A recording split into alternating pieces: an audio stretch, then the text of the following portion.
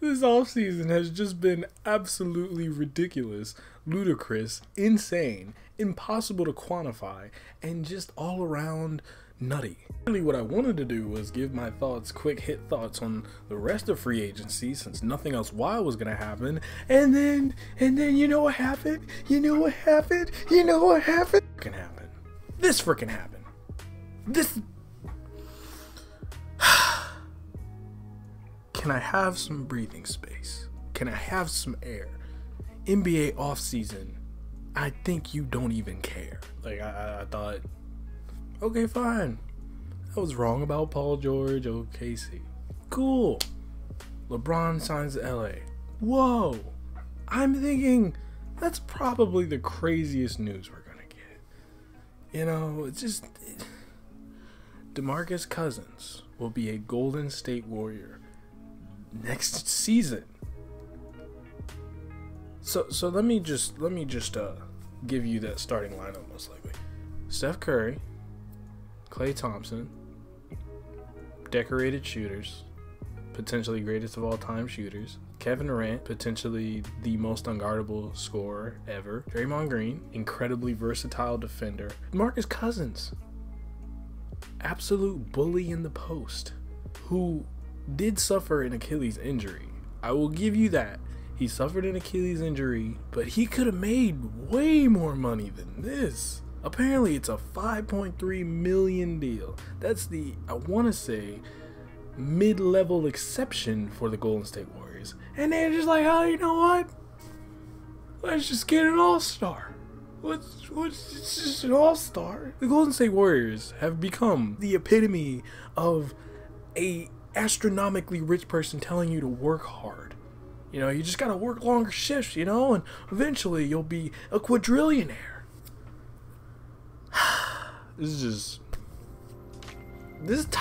somehow tops, like the Warriors just love drama.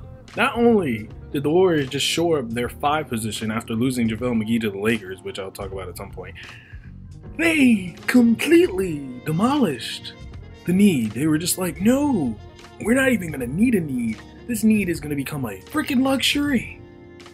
Their 5 position last year was marred by, unfortunately, being by committee due to the Warriors' insistence on playing small ball, which is the best way for them to play.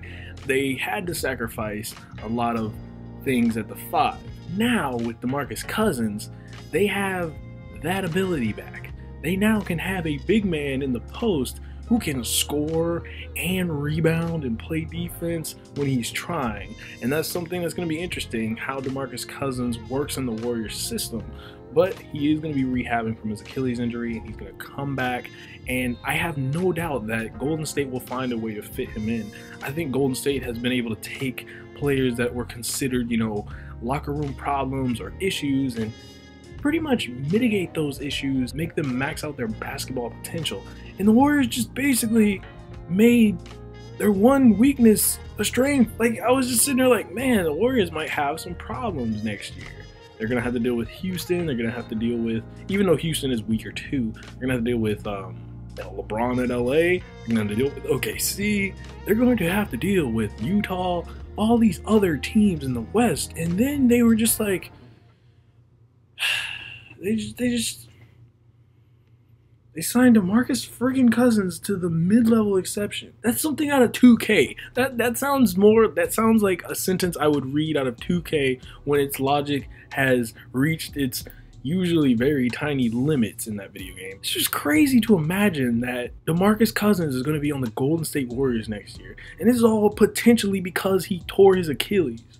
So hopefully, for DeMarcus Cousins' sake, I hope he comes back from his Achilles and he does very well. NBA season machine broke.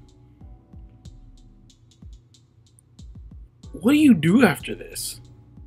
Because if DeMarcus Cousins comes back and plays well, or just decent, oh my God.